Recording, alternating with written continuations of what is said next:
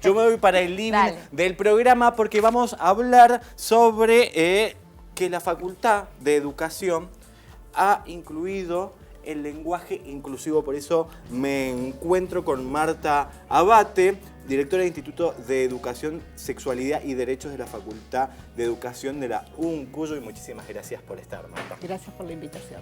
Bueno, Marta, coméntame un poquito sobre esta situación de lenguaje inclusivo en la Facu de Educación, que también ya lo habían aceptado anteriormente en la Facu de Ciencias Políticas. Exactamente, desde el comienzo de este año la Facultad de Ciencias Políticas ha aceptado el uso del lenguaje inclusivo. ¿Y por qué se decidieron ustedes, dentro de la Facu de Educación, tener el lenguaje inclusivo? Hay dos razones esencialmente para esto. Una de ellas es que nosotros tenemos una reglamentación que indica cómo debemos corregir las producciones de nuestros alumnos. Y en esa reglamentación se plantea que debemos corregir en los trabajos escritos los errores de ortografía y bajar puntaje en cualquier trabajo en función del número de errores de ortografía que existan.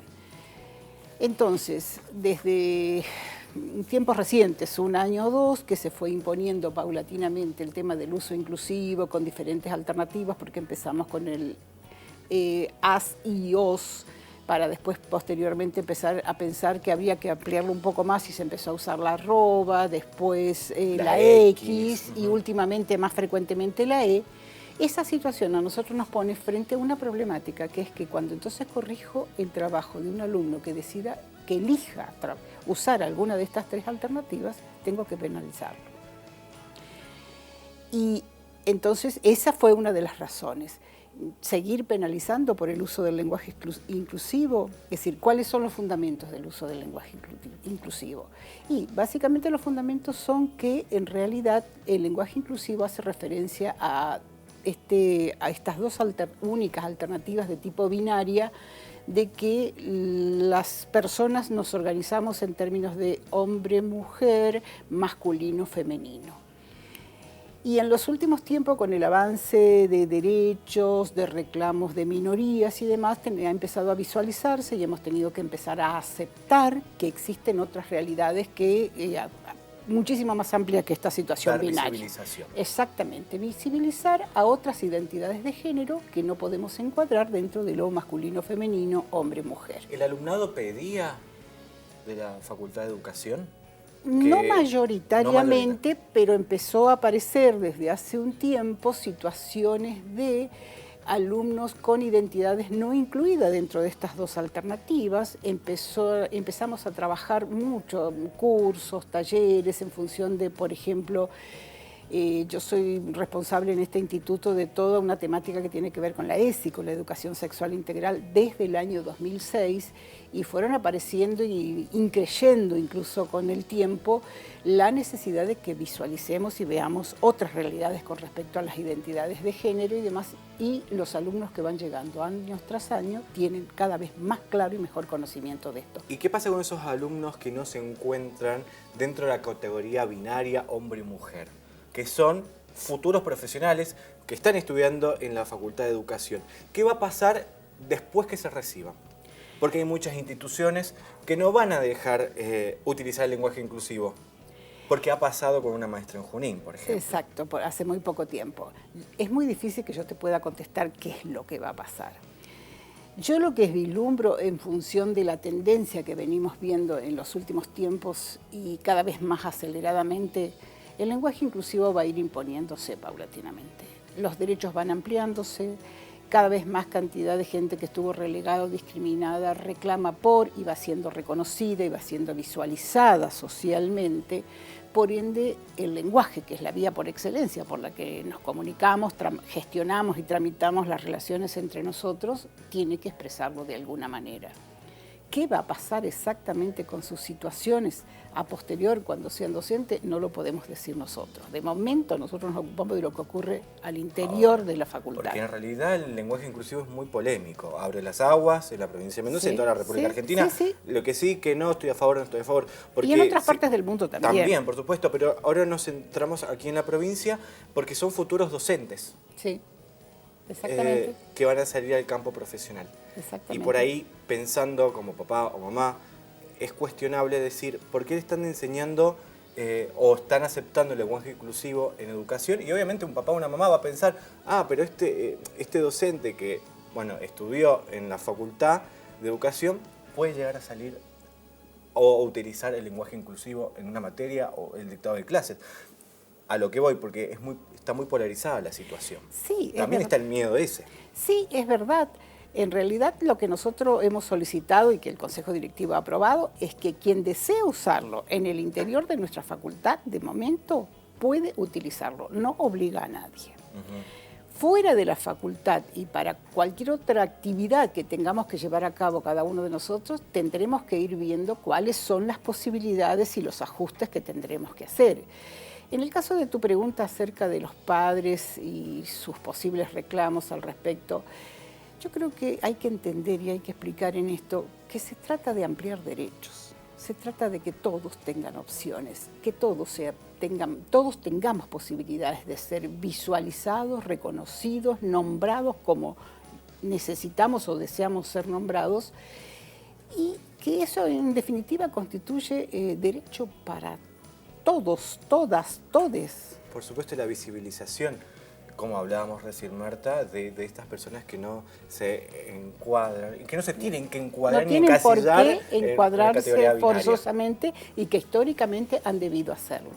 Nosotros ya tenemos alumnos, la Universidad Nacional de Cuyo tiene alumnos, existen leyes como la identidad de género que permite que si yo no me reconozco en el cuerpo con el género, aunque he sido inscripta legalmente, puedo acudir al registro civil y pedir mi cambio de identidad de género. Bueno, luego eso se va a tener que ir traduciendo en toda otra documentación en el momento que esto se lleve a cabo.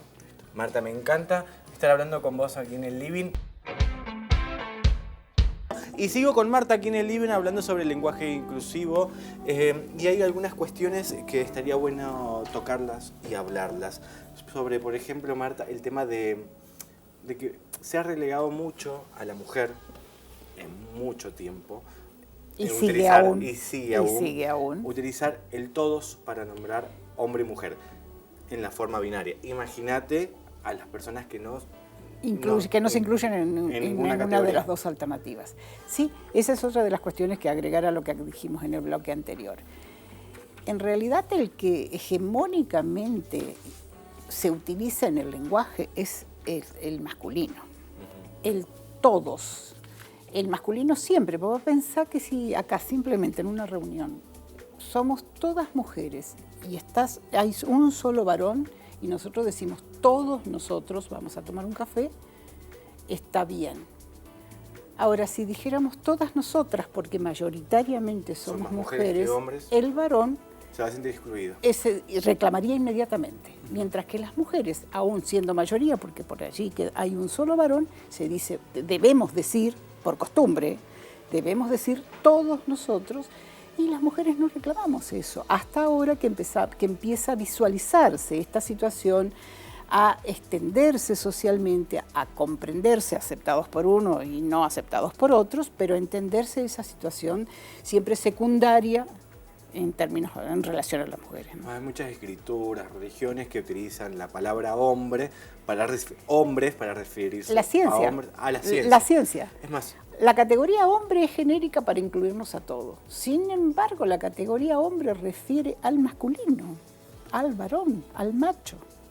Y ahí estábamos hablando también detrás de cámara, porque aquí se genera un debate constante durante todo el programa. El tema es que hay muchos chicos y chiques que van a la primaria y le enseñan el género, que es diferente, el sexo y el género, totalmente diferente. Sí, sin duda.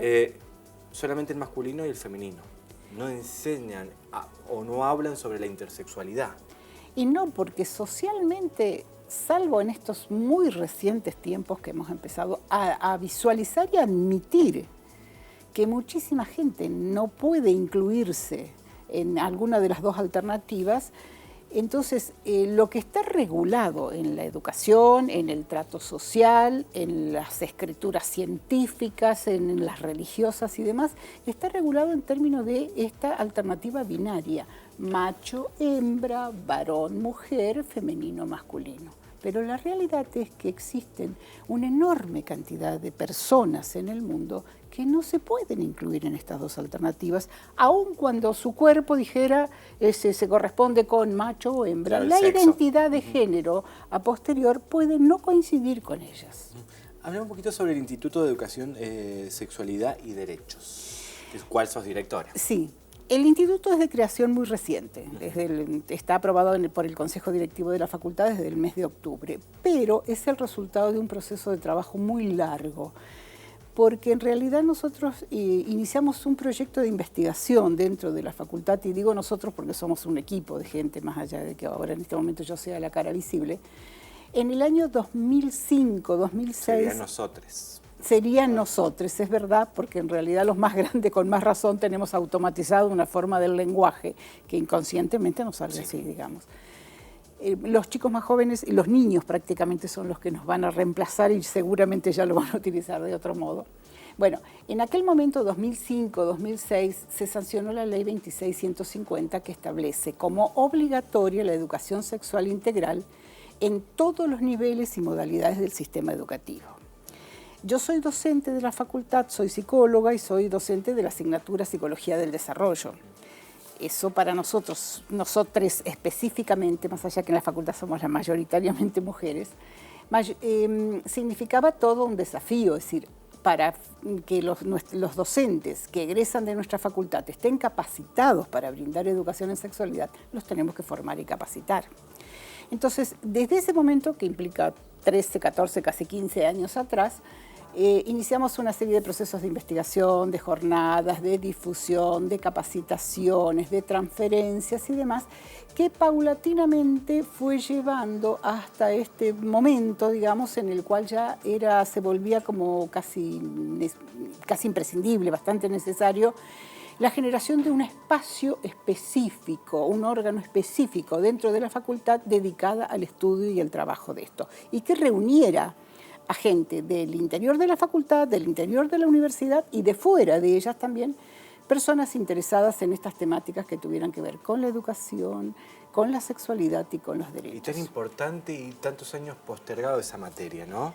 Y hasta la parte de la investigación y muchas veces tomarlo en serio.